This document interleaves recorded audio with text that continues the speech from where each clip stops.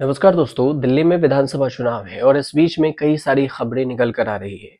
और जो इस वक्त की सबसे बड़ी खबर आई है वो ये कि नई दिल्ली विधानसभा क्षेत्र में आचार संहिता का उल्लंघन करने के आरोप में जो नई दिल्ली से उम्मीदवार है बीजेपी के उम्मीदवार प्रवेश वर्मा, उनके खिलाफ पुलिस ने शिकायत दर्ज कर लिया है।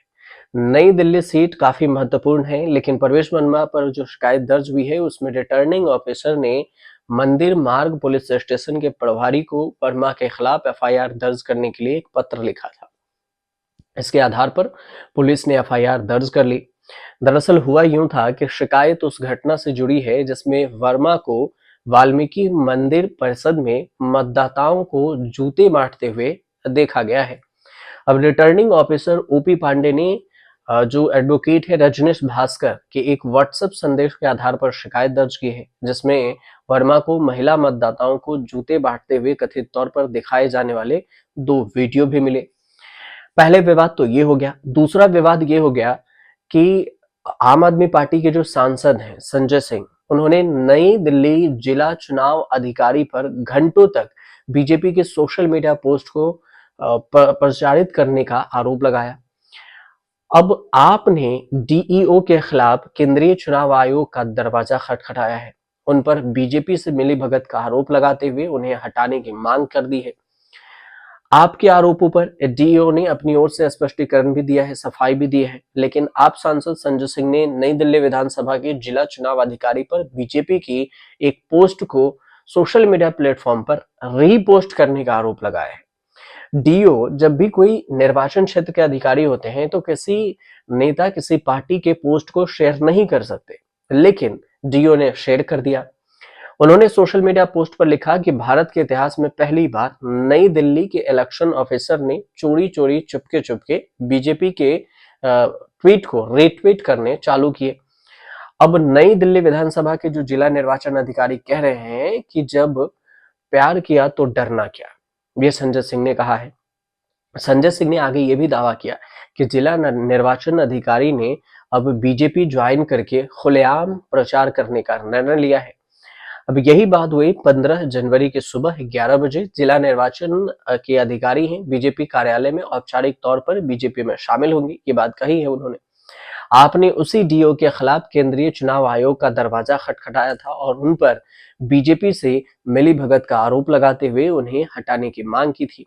आपने डीओ के खिलाफ केंद्रीय चुनाव आयोग का में शिकायत कर बीजेपी से आरोप भी लगाया और इसके साथ पार्टी ने आरोप लगाया कि जो इस पूरे मामले पर चुनाव आयोग स्वतः संज्ञान ले। और इस पर जो बयान आया चुनाव आयोग की तरफ से कि डीओ का आधिकारिक सोशल मीडिया हैंडल और सोशल मीडिया जो सेल है वो नोडल अधिकारी द्वारा बैन किया जाता है और उसे विशेष रूप से गलत सूचनाओं को रोकने और जनता के साथ सटीक वार्तालाप मतलब बातचीत करने के जवाब में एक्स पर पोस्ट और रीपोस्ट करने के लिए जिम्मेदार ठहराया जाता है।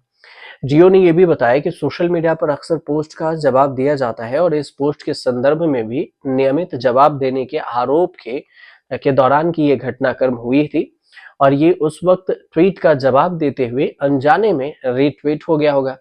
जैसे ही इस मामले को डीओ के संज्ञान में लाया गया तो रीपोस्ट को तुरंत हटा दिया गया, डिलीट कर दिया गया। अब इस मामले पर स्वतः संज्ञान लेते हुए जवाबदेही सुनिश्चित करने और ऐसी घटनाओं को रोकने के लिए सोशल मीडिया सेल ने नोडल अधिकारी को तुरंत बदल दिया है।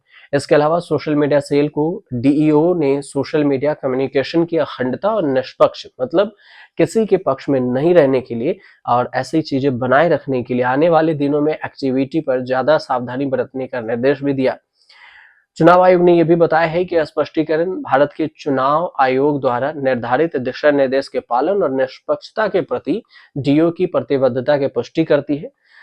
इस पूरे मामले को लेकर जो विवाद बढ़ा है इसमें अगर आप देखिए नई दिल्ली सीट पर ही बढ़ा है। नई दिल्ली सीट खास इसलिए है क्योंकि यहाँ से पूर्व सीएम अरविंद केजरीवाल चुनावी मैदान में है, प्रवेश वर्मा बीजेपी की तरफ से हैं और कांग्रेस की तरफ से संदीप दीक्षित हैं जो पूर्व सीएम रह चुकी थी शीला दीक्षित, उनके बेटे हैं।